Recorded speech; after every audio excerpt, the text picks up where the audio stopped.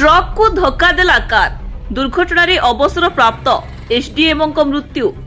कलाहांडी जिला जुनागढ़ ब्लॉक अधीन बलदिया माल petrol pump निकट में शुक्रवार सकाळे घटिथिबा एक सड़क दुर्घटन अवसर प्राप्त धर्मगढ़ उपखंड चिकित्सा अधिकारी एसडीएमओ डाक्तर हरिश्चंद्र प्रधान बयस 80 मृत्यु घटी।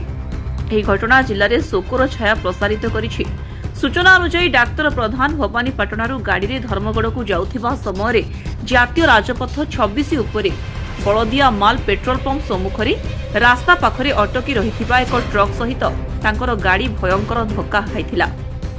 ଧକ୍କା ଏତେ ଭୟଙ୍କର ଥିଲା ଯେ ଘଟଣାସ୍ଥଳରେ ଡାକ୍ତର ପ୍ରଧାନଙ୍କ ଜୀବନ ଚାଲିଯାଇଥିଲା। ଘଟଣାରେ ଗାଡ଼ି ଚାଳକ ଗୁରୁତର ଆହତ ହୋଇଥିବା ବେଳେ ତାଙ୍କୁ ତୁରନ୍ତ ନିକଟସ୍ଥ ଚିକିତ୍ସାଳୟକୁ ପଠାଇ ଯାଇଥିବା ସୂଚନା ମିଳିଛି।